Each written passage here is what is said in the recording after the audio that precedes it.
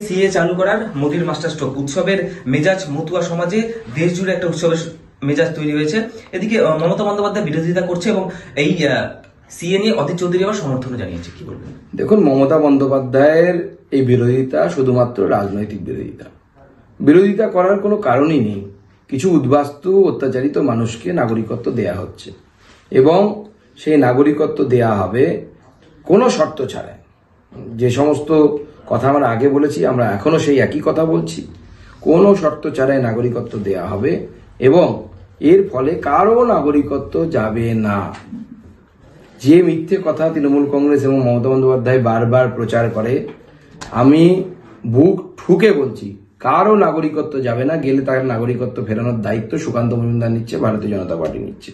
এর মাধ্যমে শুধুমাত্র কিছু মানুষকে নাগরিকত্ব দেওয়া হবে, সেজন্য মতুয়ারা খুশি, উদ্বাস্তু সম্প্রদায়ের অন্যান্য সম্প্রদায়ের যারা মানুষ আছেন তারা খুশি। দুঃখী কেউ নেই, দুঃখী একমাত্র মমতা বন্দ্যোপাধ্যায়, এবং উনি চাইছেন ওনার সাথে সাথে অন্যান্যরাও দুঃখী হোক। তো সেটা হওয়া সম্ভব না।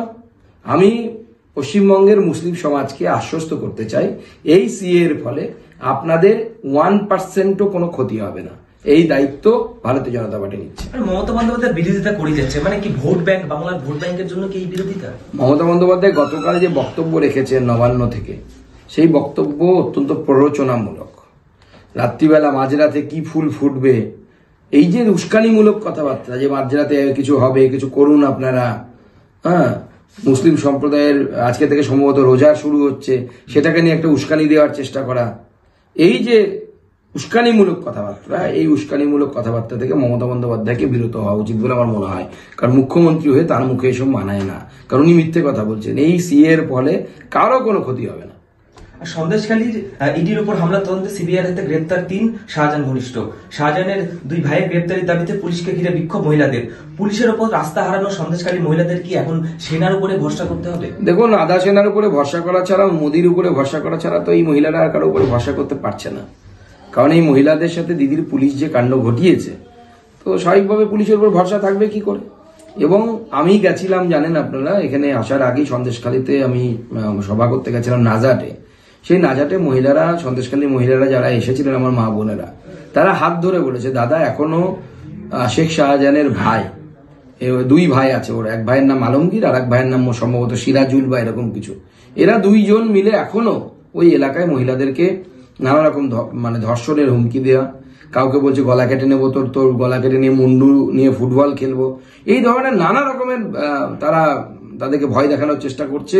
হুমকি চমকি ধমকি চলছে, এটা চলতে পারে না। মমতা বন্দ্যোপাধ্যায় যদি ভাবেন যে তার পুলিশকে দিয়ে এইভাবে গার্ড রেখে পুলিশ এই দুষ্কৃতীদেরকে রক্ষা করবে, আর মমতা বন্দ্যোপাধ্যায়ের লোকেরা এইভাবে মহিলাদেরকে ধমকি চমকি দেবে, হিন্দু মহিলাদেরকে রেপ করার কথা বলবে, এটা চলতে দিতে পারি না আমরা। তৃণমূলের প্রার্থী হয়েছেন ইতিমধ্যে 2 জন মহিলা, একজন অভিনেত্রী সুজাতা, রচনা বন্দ্যোপাধ্যায় এবং সুজাতা। দুজনেই বলছেন যে ছোট ঘটনা, কেউ বলছেন সম্মান সেরকম কিছু ঘটেনি, এরকম মন্তব্য করছেন প্রার্থী হয়ে। দেখুন, মহিলারা যদি মহিলাদের সম্মানের কদর না বোঝেন, তাহলে অন্যরা কিভাবে সম্মানের কদর বুঝবে? আমার মনে হয় এই সমস্ত মহিলাদের একটু সংবেদনশীল হওয়া উচিত, একবার ভাবা উচিত যে আপনাদের সাথে যদি এই ধরনের ঘটনা ঘটতো তাহলে কেমন হতো। যদি আপনাদের মনে হয় যে আপনাদের সাথে এই ধরনের ঘটনা অত্যন্ত স্বাভাবিক, তাহলে আমার আর কিছু বলার নেই আপনাদের সম্পর্কে। কিন্তু আমার মনে হয় যে কোনো মহিলার সাথে এই ধরনের ঘটনা ঘটা উচিত নয়, তিনি যে পার্টিরই হোক, যে রাজনীতি করুন না কেন। পুলিশের উপর আস্থা নেই সন্দেশখালী মহিলাদের। শাহজাহান গ্রেপ্তার হলেও নিরাপত্তাহীনতায় ভুগছেন তারা। হাবড়ায় প্রশাসনিক বৈঠকে যোগ দিচ্ছেন মুখ্যমন্ত্রী, কিন্তু সন্দেশখালী কবে যাবেন? দেখুন, মুখ্যমন্ত্রী সন্দেশখালী কবে যাবেন, যবে মুখ্যমন্ত্রীর ভাইয়েরা সন্দেশখালীকে শান্ত করে দেবে, শ্মশানের শান্ত করবে, শান্তি এনে দেবে, তার আগে উনি যেতে পারবেন না। কিন্তু মুখ্যমন্ত্রীর উচিত সন্দেশখালীর মহিলাদের কথা শোনা, তাদের কথা শুনে অ্যাকশন নেওয়া। মুখ্যমন্ত্রী যদি এটা করেন, তাহলে পরে সেই মহিলাদের আস্থা প্রশাসনের উপর ফিরে আসবে, নচেত প্রশাসনের উপর কোনো আস্থা ফিরবে না।